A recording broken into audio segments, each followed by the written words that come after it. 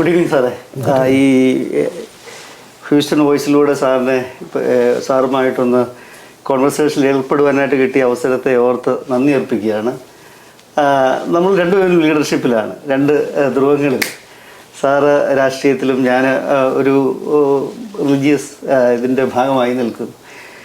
ഈ നല്ലൊരു ലീഡറായി തീരാനായിട്ട് നമ്മൾ എങ്ങനെ നമുക്കത് അച്ചീവ് ചെയ്യാനായിട്ട് കഴിയും? സാറിൻ്റെ ഒരു നോട്ടത്തിൽ പൊളിറ്റിക്സ് ആയാലും റിലീജിയസ് ഫീൽഡിലായാലും എങ്ങനെ നമുക്കത് നേടിയെടുക്കാനായിട്ട് കഴിയും?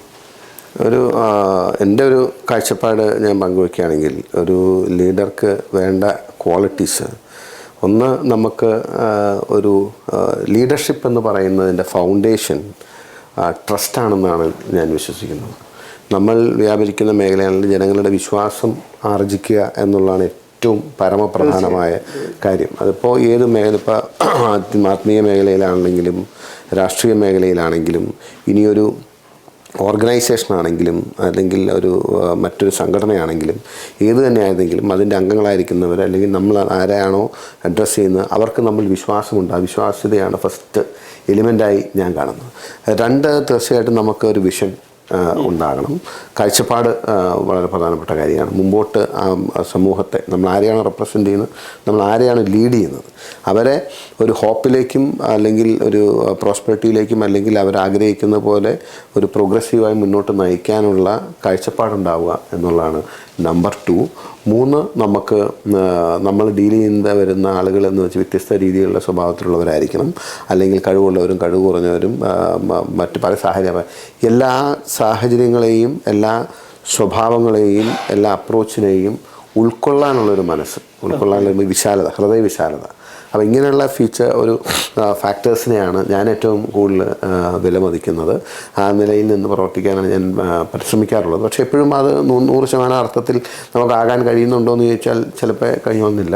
ബട്ട് സ്റ്റിൽ ലീഡർഷിപ്പ് മീൻസ് ട്രസ്റ്റും അതുപോലെ തന്നെ ഒരു വിഷനും അതുപോലെ തന്നെ ഒരു ഇൻക്ലൂസിവിറ്റിയും ഒക്കെ ചേരുന്നതാണെന്നുള്ളതാണ് എൻ്റെ ഒരു. ഞാനത് ചോദിക്കാനുള്ള കാരണം, സാറിൻ്റെ ഈ അടുത്ത കാലത്തുള്ള ഇൻവോൾവ്മെൻറ്റ് ചില വിഷയങ്ങളിൽ, പൊതുവിഷയങ്ങളിലുള്ള ഇൻ്റർവെൻഷൻസ് ആക്ച്വലി ലോകത്തിലുള്ള എല്ലാ മലയാളികളെയും ശ്രദ്ധ പിടിച്ചു പറ്റിയതാണ്. അപ്പോൾ ഒരു യങ് ജനറേഷന് ഒരു ട്രസ്റ്റും ഒരു ഹോപ്പും ഒക്കെ നൽകുന്ന ഇൻ്റർവെൻഷൻസാണ്. അപ്പോൾ അത് നമ്മൾ മെയിൻറ്റെയിൻ ചെയ്ത് കൊണ്ടുപോകുക എന്നുള്ളത് വലിയൊരു ചലഞ്ചായിട്ട് തോന്നാറുണ്ടോ? അതോ? Of course. അല്ല, ഞാൻ പറഞ്ഞ ഇപ്പം അച്ഛൻ സൂചിപ്പിച്ച ഇൻസിഡൻറ്റ് എനിക്ക് മനസ്സിലായി. അപ്പോൾ അതുമായിട്ട് ബന്ധപ്പെട്ട് പറയുകയാണെങ്കിൽ, നമ്മൾ പറഞ്ഞ ഞാൻ പറഞ്ഞ ലീഡർഷിപ്പിൻ്റെ അതിൻ്റെ ഈ പറഞ്ഞൊരു സബ്സെക്റ്റായിട്ട് വരുന്ന ഇതിലാണ് നമ്മൾ കറേജ് എന്ന് പറയുന്നത്. നമ്മൾ ചില സമയങ്ങളിൽ, പ്രത്യേക സാഹചര്യങ്ങളിൽ നമുക്ക് ഒരു എക്സ്ട്രാ കറേജ് നമ്മൾ ഡെമോൺസ്ട്രേറ്റ് ചെയ്യേണ്ടി വരും ലീഡർഷിപ്പിൽ നിൽക്കുന്നവർ. അതങ്ങനെ ഉള്ളതാണ്. അത് അതിൻ്റേതായ അതിനോടനുബന്ധമായ റിസ്ക്കും കോൺസിക്വൻസും ഒക്കെ ചിലപ്പോൾ ഉണ്ടായെന്ന് വരും. അത് ഫേസ് ചെയ്യാനുള്ള ധൈര്യം ഉണ്ടായിരിക്കണം. അപ്പോൾ അത് നമ്മൾ എടുത്തു കഴിയുമ്പോൾ അത് അക്സെപ്റ്റ് ചെയ്യപ്പെടുകയും അത് ബാക്കിയുള്ളവരെ മോട്ടിവേറ്റ് ചെയ്യും, ഇൻസ്പയർ ചെയ്യുകയും ഒക്കെ ചെയ്യും. അറ്റ് ദ സെയിം ടൈം പിന്നെ അതിൻ്റെ ലീഡർഷിപ്പിൻ്റെ വേറൊരു വലിയ ചലഞ്ചാണ് അച്ഛൻ പറഞ്ഞ കാര്യം. അത് റേസ് ചെയ്യുന്നൊരു ഹോപ്പും എക്സ്പെക്റ്റേഷനും വളരെ വലുതായിരിക്കും. അത് നമ്മൾ മെയിൻറ്റെയിൻ ചെയ്യുക കൺസിസ്റ്റൻ്റ് ആയിട്ട്, അല്ലെങ്കിൽ ഡെലിവറി ചെയ്യുക എന്ന് പറയുന്നത് ദാറ്റ്സ് നോട്ട് ഈസി.